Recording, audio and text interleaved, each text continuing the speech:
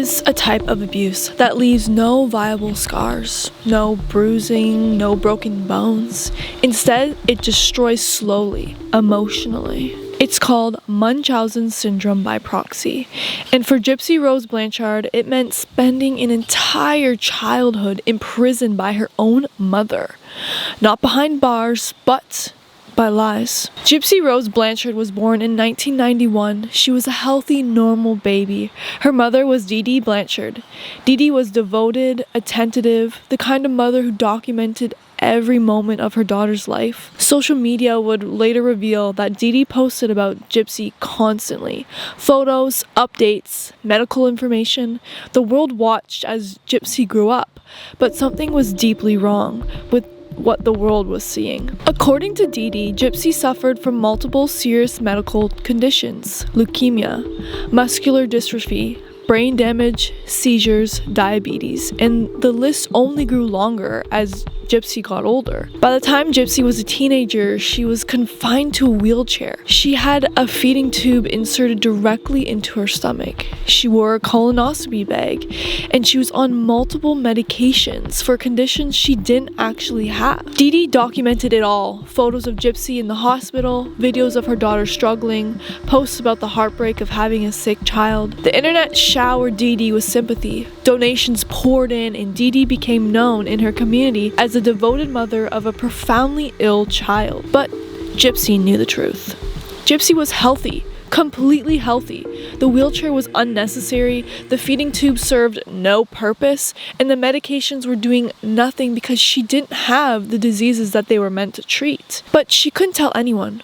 Her mother controlled everything: what she ate, what she wore, who she talked to. Dee had isolated Gypsy so completely that the girl had no one to turn to. Dee suffered from Munchausen Syndrome by proxy, a psychiatric disorder where someone fabricates or eludes illnesses in another person, typically someone under their care. It's about control, it's about contention, it's about creating a narrative where the perpetrator is the devoted caregiver to a sick person. For Gypsy, it meant 18 years of unnecessary medical procedures, hospitalizations for illnesses that she didn't have, surgeries she didn't need to have. Dee's control over Gypsy was absolute.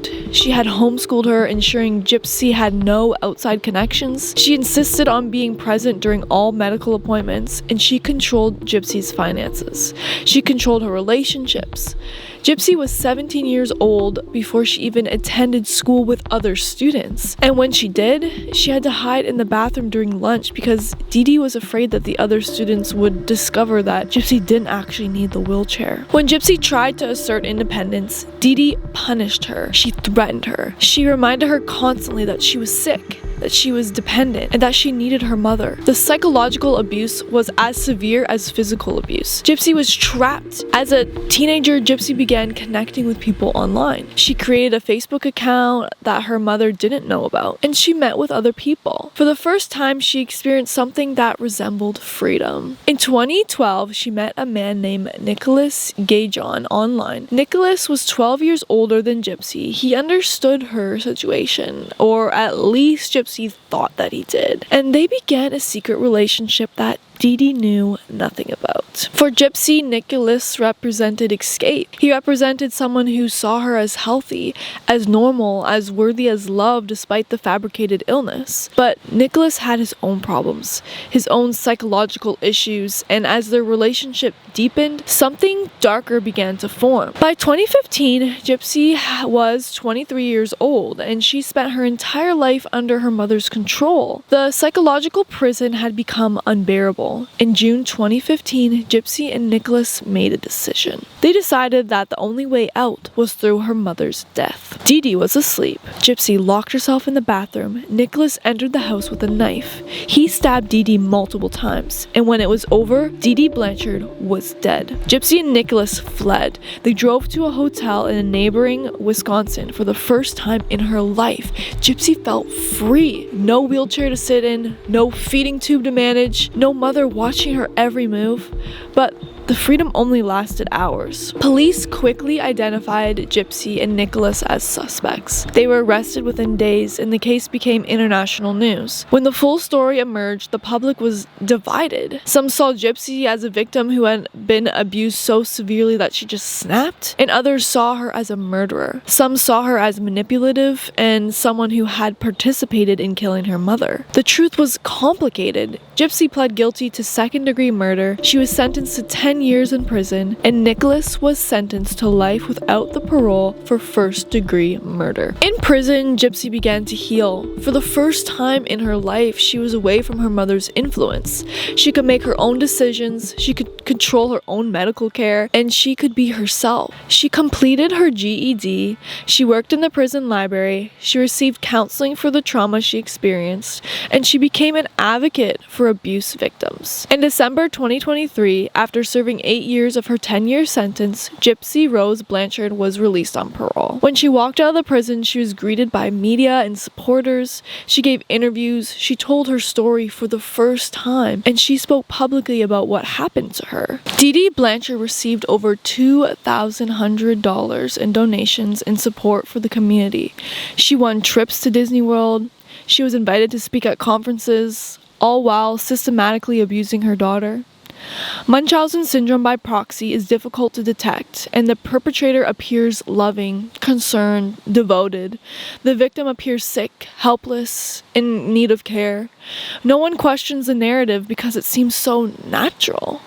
But the psychological damage to the victims is profound. Gypsy spent 23 years of her life in prison by lies. Gypsy Rose Blanchard was a victim of psychological abuse so severe that it consumed her entire childhood and young adulthood. She was also a perpetrator of murder. She was both a victim and a criminal. And that complexity is what makes this case so compelling. Today, Gypsy continues to speak about her experience. She works to raise awareness about Munchausen Syndrome by proxy.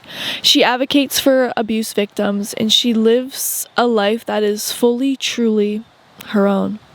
She is no longer the girl in the wheelchair. Startlingly, it was Gypsy who went online to announce, that bitch is dead. I was in the bathroom. Could you hear her? Mm-hmm. I could. And in that moment, I wanted to help her. The thoughts in my head was, I want to help, but I was almost paralyzed in my own skin to move. Did you instruct him to stab her 17 times? No, I did not. To nearly decapitate her? No, I did not. Thank you guys so much for watching. As always, our hearts go out to the victims of these cases and their families. If you like true crime and stuff like this, make sure you like and subscribe. Till next time.